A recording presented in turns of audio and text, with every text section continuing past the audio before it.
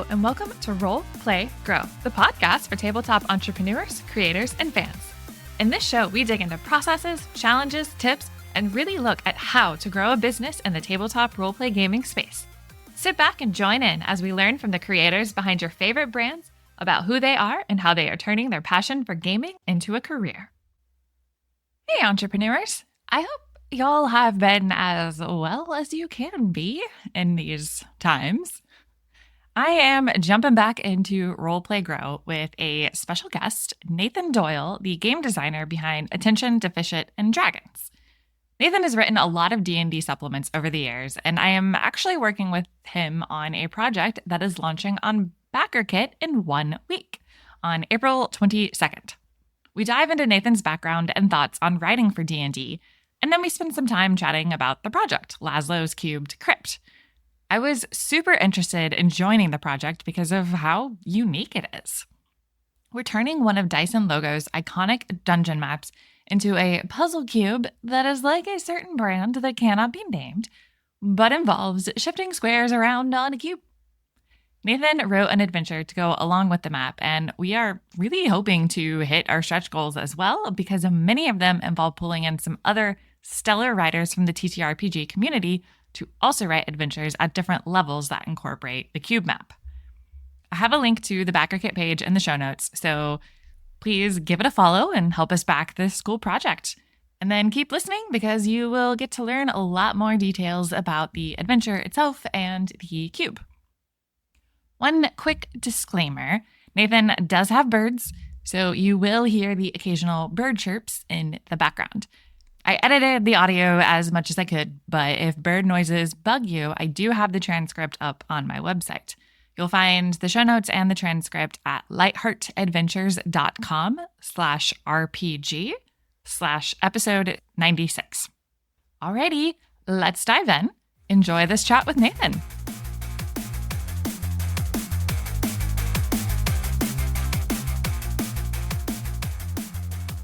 Welcome back, friends. I am here with the game designer behind Attention, Deficit, and Dragons, Nathan Doyle. How's it going, Nathan? I'm doing pretty good. Amazing. We are also joined by some very pretty birds. They will make noises occasionally. Yes, I get to enjoy watching them in the background. I'm sorry to my listeners that you don't get to see them, but they're very pretty. So, Nathan, to kick things off, I would like to know, what is the very first game you remember playing? I think the very first game that I remember playing is probably Super Mario Brothers. However, I'm pretty sure that I probably played Pac-Man on an arcade console before that, but I don't remember it. But yeah, the original Super Mario Brothers. I was bad at it. I was 4. Yeah, I have never been able to be good at platformers despite starting when I was like 8. It just does not work for me. I am so bad at jumping and hitting the target. Yeah. The first one wasn't as bad as the second one that never even came out in America until much, much later. Super Mario Brothers. Probably Duck Hunt also. Mm-hmm. Had the classic zapper. I do remember Duck Hunt, yeah. What about board game? First board game I remember playing was Candyland. Not really much of a board game, but I mean it is. It's a board game for children, and that is exactly an apt description of it. Yeah, I think Candyland and Hi-Ho Cheerio are the first ones I can remember. I remember having seen Hi-Ho Cheerio, but I don't remember ever playing it or knowing the rules to it. I remember there were a bunch of cherries and like little barrels, and you put them in the barrels or you took them out of the barrels. You had a tree. Yeah, I do remember like picking up the little cherries out of the tree, but that's kind of all I remember. Like I remember playing with the pieces to that game, but I don't think I ever played that game. As a kid, I part of my attention deficit, I liked to play with the pieces of board games. I didn't always put them back. I probably ruined several of my family members' board games. I feel bad about that now, in hindsight, as an adult. I don't think that any of those board games had dice after I got through with them. So you became a dice goblin very young, is what I'm hearing. Oh no, I became a dice misplacer very young. Ah. I didn't keep the dice. I just lost them. Awesome. Okay, so let's transition into tabletop RPGs. I'd love to hear about just your story and how it's evolved from playing them into designing them. Second edition, when I was about 8 years old, my half brother, I don't know, I think he was like 15 or 16 at the time, he played a bunch of first edition when he lived up in Alaska with his friends. And then when he moved back here to Oregon, that's right when second edition came out, and he bought the second edition books pretty much right when they came out, and then introduced me and my stepbrother to the game. And he's 2 years older than me, so it was just basically it was the three of us. My half brother was the dungeon master. Me and my stepbrother, we played. I was a fighter. I don't remember my character's name because that was a really long time ago, but I do remember that my character used a flail because the previous year I went to medieval times, and the Green Knight, who was on my side, that I was in his area, used a flail, and I thought that was really cool. And that's how Dungeons and Dragons works for kids. It's like, hey, this is cool, so that's what I'm going to do. So I was a fighter with a flail, and then kind of didn't really play a whole lot after that until like I got to high school, and that was still second edition because third edition didn't come out until like my senior year. But yeah, third edition was basically when I started DMing. When did you start writing? Writing in general, like, I mean, aside from the stuff that you were always required to do in school, writing reports, writing this, writing that, I kind of always I always enjoyed fantasy games. I enjoyed sci-fi games, a lot of video games and then stuff. And so like I kind of always wrote. I thankfully do not have copies of any of the stuff, but I know for a fact that when I was in middle and high school that I wrote several Star Wars fanfics that I am thankful that there was no social media platforms at the time to remember that garbage for all time. Absolutely glad that that stuff is not preserved to come back and haunt me nowadays. I mean, there definitely were forums. Are you saying you didn't post on any forums? Oh no. I did not know about if AO3 existed then, did not know about it back then, and I am glad. I think the closest thing that might randomly have some stuff, if it still exists, there was a website called Polycarbon. An artist by the name Patrick Shuttlesworth, there were kind of very inspirational for me when I was in high school. They had forums. People did role plays. People did other stuff there. If that forum is archived somewhere, there might be something. Please don't go looking for it. You won't like what you find at all. You'll spend hours to find like middling 3 out of 10 garbage. Not worth the effort. I remember elementary school, middle school, I was a horse girl. I actually had a horse. And there was a forum for writing stories about horses, as the horses. And I could not tell you what the name of this forum was, and that's probably a good thing because I know I contributed to it. And just I am literally remembering this for the first time in several years. So thank you for that. Cannot even imagine how god awful that was. The things that we do when we are young. I can't imagine. Trust me. Anyways, so you started playing third edition in high school, I think you said? Yeah. When third edition came out, because that was right after WotC purchased it and had developing third edition, and they wanted people to really get into it. And so the first printings of the third edition books were $20 each. And that was nice. It was basically a college textbook size manual. They were $20 each. And they came out basically when I was my last year in high school. I was a senior, 2001. The real class of the new millennium, all those 2000s, that was the last year of the old millennium. Yeah. Also, as a random aside, 83 is when the millennials start. 81s and 82s aren't millennials. So I don't care what anybody says. They were adults before the new millennium started, ergo, not millennials. I'm right smack dab in the middle of the millennial generation, regardless of what you want to call it. And I feel like I got the end of pre-internet. I was old enough for that, but then also had my first cell phone by sophomore year of high school. Now, like 6-year-olds have cell phones, but whatever. It's fine.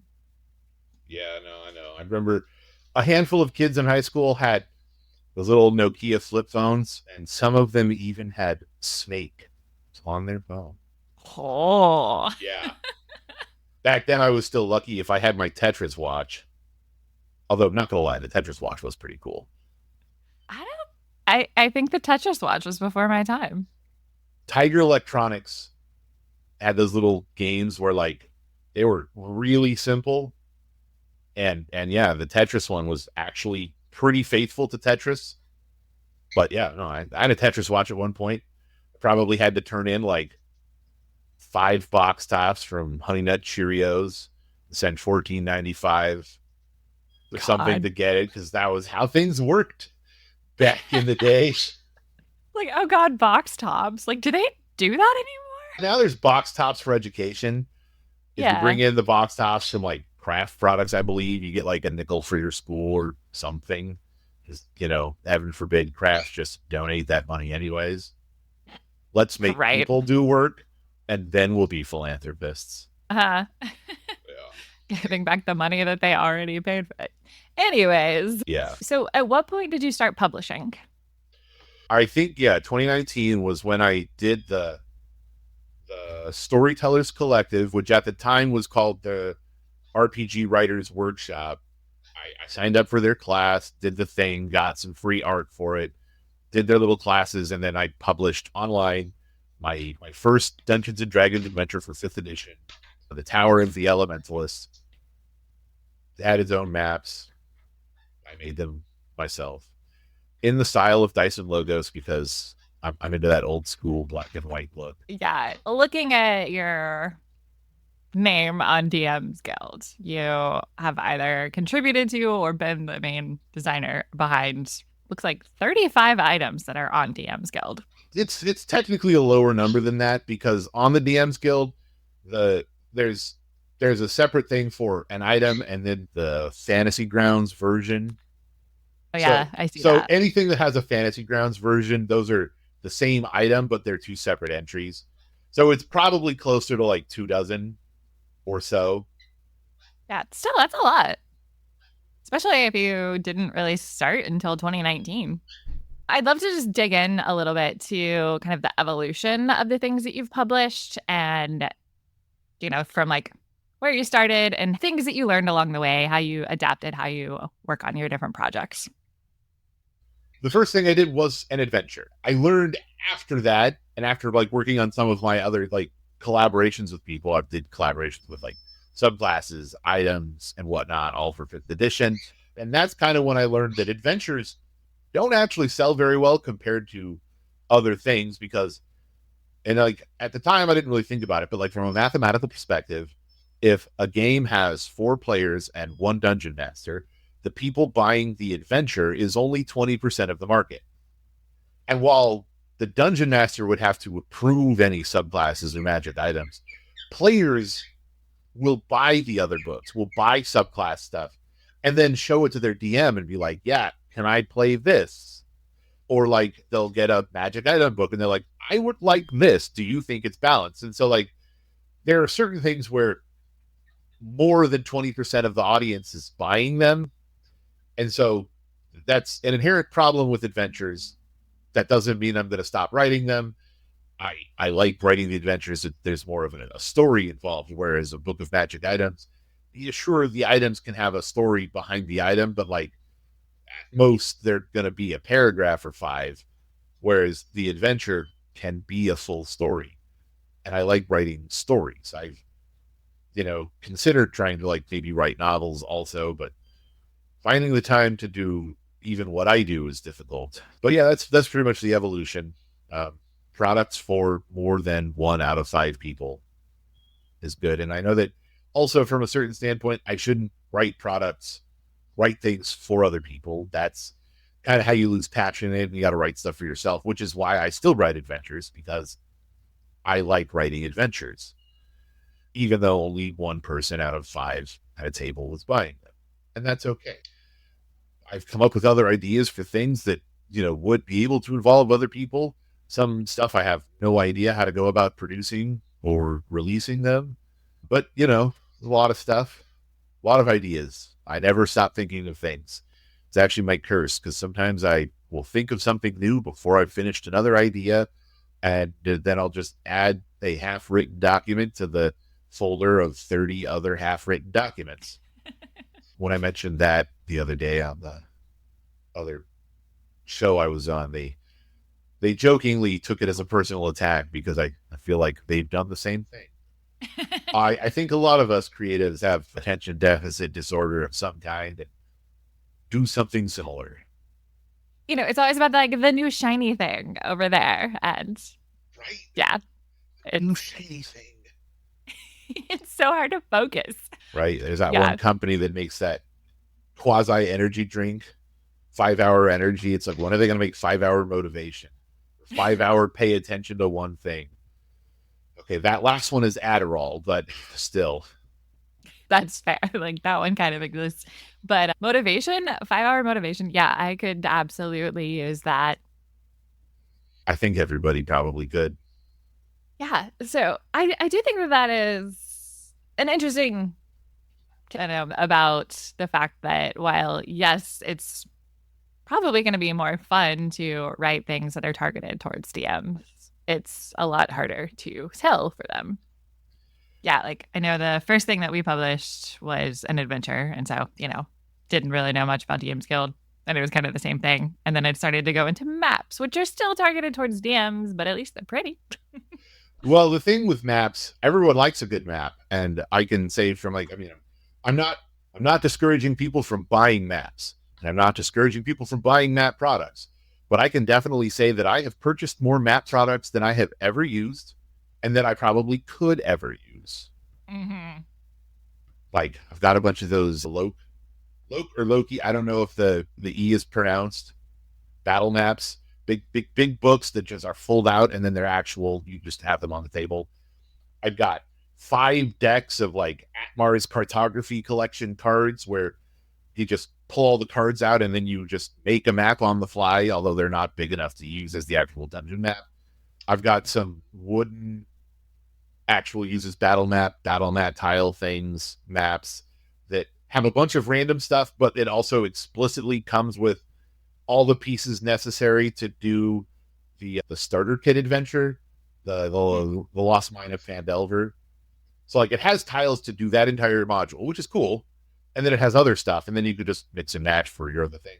I'm also a big fan of buying board games that effectively have those things. I have Descent. I have the Star Wars one, Imperial Assault. If I ever run a sci-fi game, or if I ever just run a Star Wars game, I have a whole bunch of Stormtroopers. I actually have 2 copies of that game because I put one in the closet and forgot that I had it and then bought another one. So now I have twice as many Stormtroopers. Yeah, I have definitely thought about that because we've got most of the WizKids games. Oh yeah, no, those are great. Yeah, like they're a board game on their own, and you've got minis that you can use for the game. In fact, I'm pretty sure that the minis are the exact same ones that you get in the blind boxes. Yeah, so it's like you've got all of that, and it's just like, oh, it's the same story, just in board game. Sweet accessories. Yeah, although for some reason you have to pay more on the board games to get the painted minis, when I think most people would prefer to get the unpainted minis. What do I know? I know that at one point we definitely preferred getting the pre-painted minis, but now my wife has actually gotten into painting minis. So now we definitely don't want to get the pre-painted minis. Just personal preference. Yeah. Well, also we run into this new problem of we still buy minis faster than my wife can paint them. Funny how that happens. Yeah. I hear it happens to Warhammer players too. Oh, God. That is one hobby that I refuse to get into because I do not have the money for it.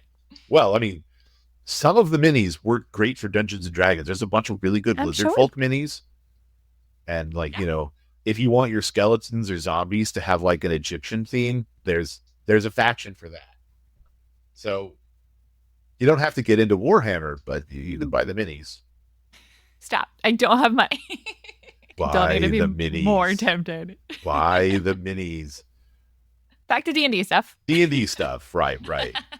So I know that you have also got some collaborations with some different folks. And so I'd love to learn about how you got connected in the space and like different collaborations going. So the way that I got connected in the space and all the collaborations going was at one point in time while trying to like promote my stuff on Twitter back when it was still called that, back when it wasn't set on fire and all the other things. I don't remember exactly what led into it, but the conversation came up about editors. And basically someone had said like, "Oh, you should always have an editor. You should never edit your own stuff because you're blind to your own mistakes." And that's completely right. I completely agree. But like, and then like I just threw in the question of like, well, what if you're just like some one person and you're just doing your stuff? How do you find an editor? How do you afford an editor? And they mentioned that like, well, for people doing stuff on the DMs Guild, like you had done, there is a Discord and there are people who are willing to do the editing for a royalty share instead of payment up front. And that's pretty much how I got introduced to a lot of the people that I wound up collaborating with, because the Discord server has been pretty much a godsend. It's a little bit less active now than it used to be, but Wizards has tried to rescind the OGL and sent Pinkertons to people and can't seem to go 3 or 4 months without doing some kind of a colossal PR nightmare for themselves. So there's that. But yeah, so I've met a lot of people and done a lot of collaborations with people who are willing to work for a royalty share instead of needing to be paid up front. Now, a lot of times people will still want to be paid up front, and that's completely valid, or paid upon completion, and will not want to do a royalty share for like really big projects. Because like, it's one thing if you're doing like a royalty share on editing for an adventure that's maybe 20, 25 pages, but it's another thing to do a royalty share for a project that's 350 pages, because then if that project doesn't do well, the person will have done 350 pages worth of editing work, maybe $20 across the year in royalties, and that's not really worth everyone's time. So some stuff is more feasible to that kind of thing, and other things are not. And it's just kind of, sometimes you can find people who are willing to do it, especially people starting out. Like you can probably find people who don't have a lot of experience who are willing to work for royalty share to get the experience and get their name out there. And there's nothing wrong with that. Just obviously you don't want to get a reputation for like abusing those people. I've seen a couple of pretty bad faith things where like, someone's like, paying 2 cents a word and we'll own it in perpetuity. And it's like, how about no? But so some people will do that. I don't. I try to, if I'm going to own something in perpetuity that someone else wrote, I'm going to try to make sure I offer them at least a quarter a word for the writing. Editing is a little bit of a different story, but yeah. But there have been several projects where I've done stuff for royalty shares, and then other projects that I've led and the people involved got royalty shares, and they've been pretty good. Sometimes more successful than others, sometimes very successful. One of the projects I was on, the Tasha's Cauldron of Everything Else, not Cauldron, Crucible. We went with Crucible because the official one was Cauldron, and that's been a thing that they've done on the DMs Guild, was they'll do name of person whose book just came out, different word, everything else. It's a theme. It works. And that one did pretty well. I wrote a bunch of the things in that, and then a bunch of the stuff that didn't get chosen in that, I got to just work with them and put them into other products. So, and that's the other thing. If people, if you write something for it and then you don't get chosen, you still have done that writing and you can still use that. I think that that's really good advice. Like I know I've been in that Discord server for a while, kind of lurking, since my stuff is a little more uncommon. But I do think that it's been a really good way to make connections. Same with like the Drive Through RPG one, if you're not wanting to be specifically on DM's Guild. Hey entrepreneurs, I love introducing you to new creators every episode, but I could really use your support. I would love to invite you to join our Patreon page, where you'll gain access to behind-the-scenes content, add your questions to upcoming interviews, and you could even receive a shout-out on our site and an upcoming episode. To learn more, go to lightheartadventures.com/RPG. And now back to the show. I want to switch gears now and talk about the upcoming project, All right. Laszlo's Cubed Crypt. So let's start by having you introduce what it is, and then we'll kind of get into some more specifics. So, at its core, the baseline, Laszlo's Cubed Crypt is an adventure that I've written to go with a prop that I made. The prop is a puzzle cube. We all know what kind of a cube it is, but I have to be careful about saying that name because that name is trademarked, and so I can't actually advertise it as that because legally and officially it's not that. It's a puzzle cube. But we all know what kind of a puzzle and what kind of a cube it is. So the map that was chosen on it is designed to be on a cube. It cannot be mapped properly on a two-dimensional plane, which has its own advantages if you force your players to draw their own maps and don't actually show them the cube.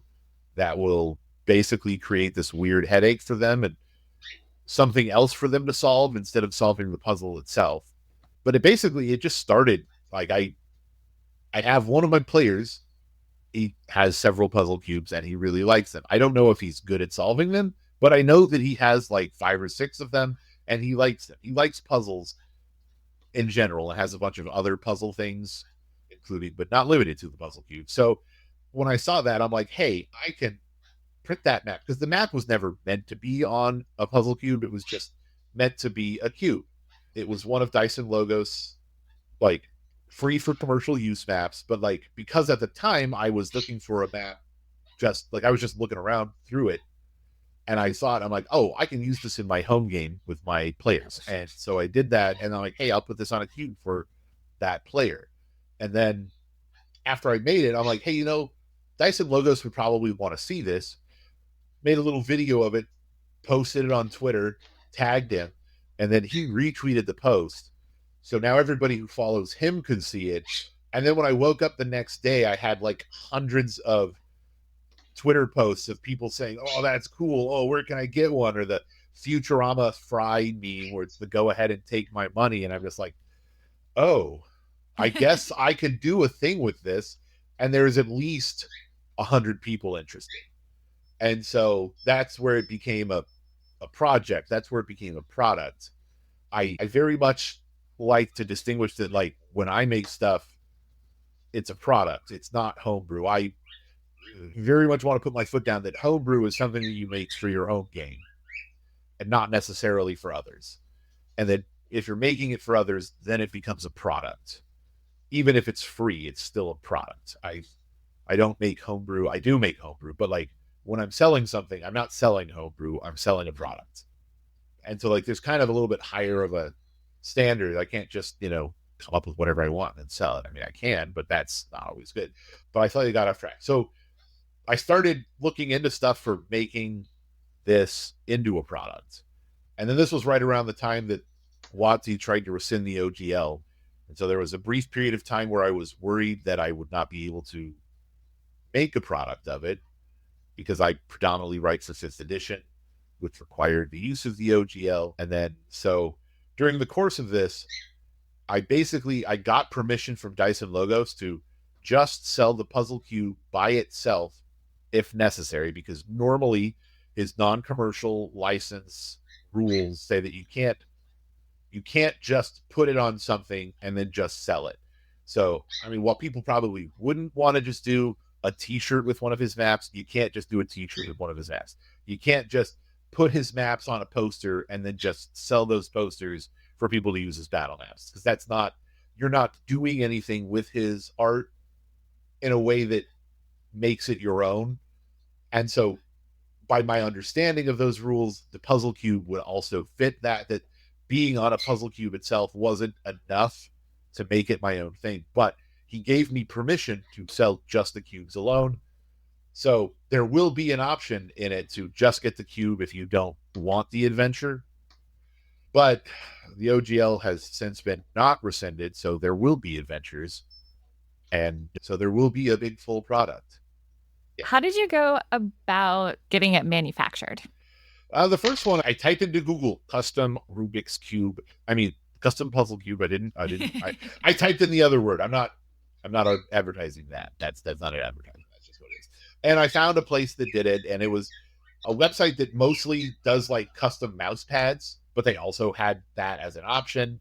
Went through using their web uploady thingy to upload all the images. It showed me a 3-dimensional preview. The preview looked great.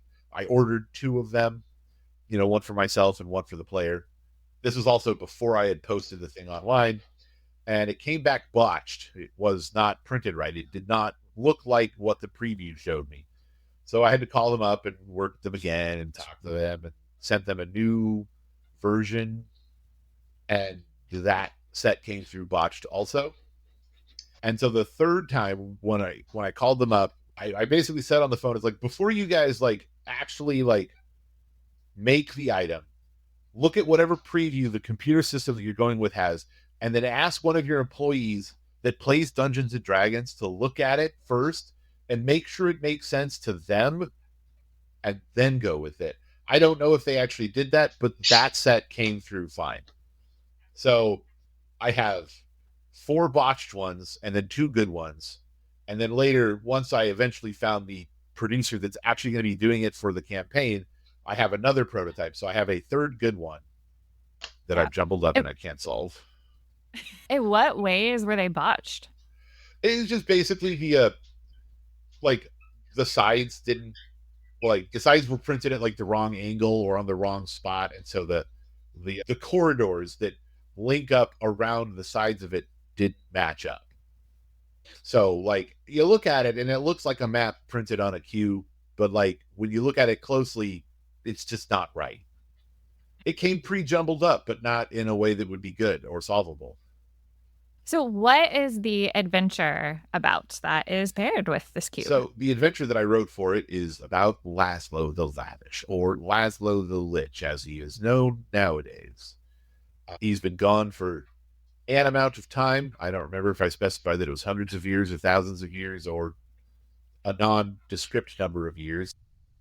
The location of his tomb has been found, and so adventurers are needed to go and put an end before he can come back and try to take over the world again. And basically the players, once they get in there, they'll find the puzzle cube jumbled up, and then once they solve it, then they're transported into the actual dungeon, and then they'll have to fight through the traps and all the stuff, find the keys necessary to unlock the final gate, final door, to then confront Laszlo and slay him. If the players are using the cube, I also wrote it in a manner that, because not everyone's going to be good at solving the puzzle cube like myself. So that's where I had said that, like, if you just have the players go through the dungeon without them knowing that there's a puzzle cube involved, if you use it the old school style where the players have to map out the dungeon themselves, you can basically, as they'll map it out, they will be able to go in circles in character, but on the map, it will not connect, and it might take them a while to figure that out, which adds a different dynamic to running the adventure, which will still create a puzzle for the players, but it's not the puzzle cube. And so, yeah, there are 2 ways that you can run it. One with the cube, one without the cube. And the adventure itself won't change. It's just the nature of the puzzle is what will be different. Yeah, so liches, they, like undead, are themselves undead. So there's a lot of undead. So spoiler alert, if you're going to play and you wind up playing in this, don't just create a party of paladins and clerics just to spite your DM. Ideally, they should just be plugging it into their game somewhere, not necessarily warning people that it's there. So, but you never know. Sometimes, I mean, it could probably make a fine one-shot for people who are into those. I, for one, have never actually played in a one-shot, because every time we've said, hey, let's do a one-shot, it's turned into 5 or 6 or an entire campaign, as it probably goes for everybody. I think the only one that I ever actually successfully did in one day wound up being a 12-hour day. I learned some lessons on that one, such as shorten it. Don't do everything that's written. I have not done a 12-hour D&D session since high school. It's exhausting. The mind is willing, but the body is weak and fleshy and needs to take a nap. Yeah, for sure. I don't want to do it again. I have actually considered, like, I don't know if I could get my players in my weekly game, if we can like all manage to take time off at the same time and maybe like just have like a weekend D&D trip where we'll play for 12 hours a day and then do some stuff other than that, like we'll go rent a beach house or something. I figure that, maybe like once a year I could probably handle that, but yeah, 12-hour D&D sessions and all night LAN parties, those are not things I can handle anymore. Yeah, for sure. So, because I happen to know quite a bit about this project, what are some of the ideas behind some stretch goals, assuming that, we fund and we keep funding because everybody wants a really cool puzzle cube?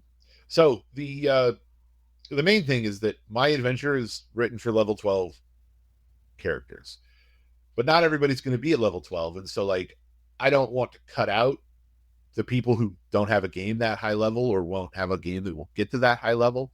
So instead of writing a bunch of adventures that are all like one contiguous story, my idea was let's write a bunch of different adventures that all use the puzzle cube. And so that way, if it funds and gets to the point where we unlock enough of those adventures, DMs will have a book that will have multiple adventures where they could use this prop. And so then if they run multiple games at different levels, they can use the prop in any of their games if they wish to, and they'll have a different level adventure for whenever they wish to use it. Additionally, because the map itself is system agnostic, there's nothing about the map that says you must play Dungeons and Dragons at 5th edition only with it. So some of the other proposed stretch goals is to get a Pathfinder 2nd edition conversion. And then one of the other things is, because one of the questions that people keep asking is, can you mix up the cube and have a random dungeon every time? And the answer to that question is not really. You could probably do something with that if you're willing to do like extra work, but with the map, when you mix it up, the rooms don't connect. And it's supposed to be a puzzle cube first and then kind of the adventure second. Originally, it was just the puzzle cube, but not the adventure itself. So one of the other proposed stretch goal ideas would be to get a puzzle cube made that was all geomorphs on it. So that way, each face would be 9 different geomorphs that would be a full dungeon.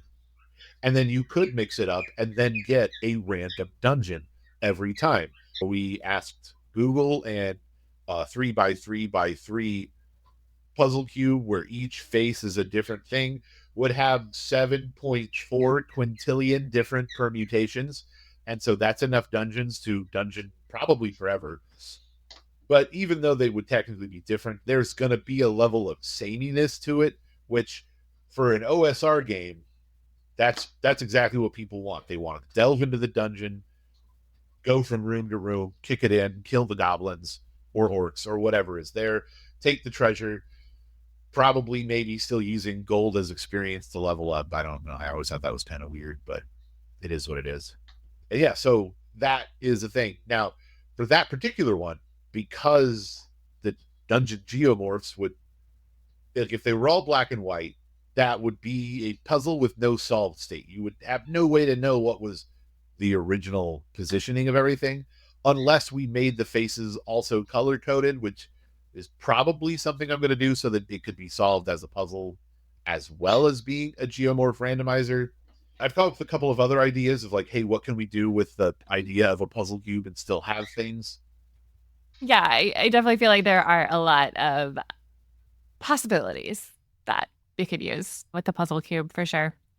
And I don't know, I just really hope that we get to have all of the adventures because I think it would be really cool to have just a big old book packed full of adventures that are using this really fun cube map. So something that I like to do in every interview is focus a bit on the fact that, we are working in this industry because we love games and it's fun, but obviously there are challenges. So I would love to hear about just, over the last few years where you've been publishing on DM's Guild and now like you've got this project and everything, what are some of the challenges that you have had to face and how have you overcome them? So the big challenge is because a lot of the collaboration is with people that are not in the same town and not meeting at the same building. Like, obviously, like if you worked for Wizards, you go to their office building and you meet your coworkers every day and you work with them every day and stuff like that. So the big problem with online is that sometimes people have real life stuff happen and just disappear. Sometimes they haven't finished their projects, and that kind of puts a huge speed bump into things. So miscommunications, lack of communications are the biggest problems that I've come up with. Sometimes like tone is hard to understand over text. So sometimes people can get offended by things when you're not actually speaking and you can't hear what someone's saying or how someone's saying. You just read the text. It's rough dealing almost entirely online with people. And then, yeah, it's like if somebody disappears, it's like, then it's like, are they okay? Did they get in a car accident? Did they die? Do they hate me? Did they just block me because they just can't stand looking at my bearded face? I don't know. You never know, because like sometimes just communication breaks down and projects get lost and unfinished. I mean, there was one of those projects where that happened for like a year and a half. And I finally just got to the point where I managed to get a hold of the person who was the project lead for it. And I'm just like, hey, can I just take this project over and I'll get the stuff done? And they're like, yeah, that would be great. I'm not doing stuff much anymore. So I did manage to finally get that one released. I had some other ideas for it, and I just like, you know what? I'm going to scrap those ideas because if I keep working on this, this might happen again. Let's push this product out and make sure that it can be purchased. It is in a usable state. But I have other projects where that's just never happened, and I've still just got stuff sitting around that I've written for a thing, and they just, I'll find another spot for them somewhere. Maybe. Who knows? Yeah, that can be really tough to herd a bunch of freelancers around and sometimes they're on the opposite side of the world, which then creates its own problems where it's like they're asleep when I'm awake and stuff. So it's like when you do want to try to talk to them in a Discord call or whatever, it's like, well, I go to bed at this time and that's 5 a.m. for you. So we have to find a time before 5 a.m. for you to talk. And she's like, sometimes that's rough. Okay, well, to flip it around, what are some of the best parts of working on all these projects? Not to try to like sound like some kind of money grubber, but to a certain degree, when I sell products and like I see the like account credit on DM's Guild go up, that always does make me feel good because it's like, hey, people are interested enough that they're paying me for these things. Like I like the fact that people like my work enough to buy it. I usually set the previews to be the preview of the entire thing so people can look at the entire thing before they decide to buy it. The downside of this is they could look at the entire thing and then just have the preview open from their computer and run an adventure without actually buying it. But, I just figure like, when you go to a bookstore, you don't have to unwrap the books after you buy them. You could hypothetically read an entire book at a bookstore and not purchase it. But like, that's not why people go to bookstores. People go to bookstores to buy books. So I figured, the one or two people that will run an adventure without buying it is nothing compared to like the 30 or 40 people who will buy it. And, even 30 or 40 people, that's, if I can help 30 or 40 people make their games better, that's good. I like that. Mm-hmm. So obviously we've got Laszlo's Cubed Crypt, but are there any other projects that you're working on that are coming up sometime in the next year? So I have a pirate thing coming up, and I wrote it for a different project back before 2019. So it's been modified and tweaked a little bit. I will admit that I wrote that before I knew about certain things. So like I got a sensitivity consultant for it because, well, I didn't even know that sensitivity consultants existed back then. So, there's some changes that have been made, working on that. Got a bunch of art for it. That adventure is also pretty much written. One of the things I had considered also for that was getting a puzzle cube that was just all ocean, but then each face had little islands on it. So you can randomize it, get your own custom island chain for people's own games. Because as it stands right now, that adventure does not have a world map. It just says that, hey, this thing is this many days away from the city. But like the locations of these things is not. So the dungeon master can like come up with their own world map, put these cities wherever they need to. And then if they need to do more further adventures later, have some stuff. That doesn't mean that there won't be a map for it in the future. It's just at the present, there isn't one.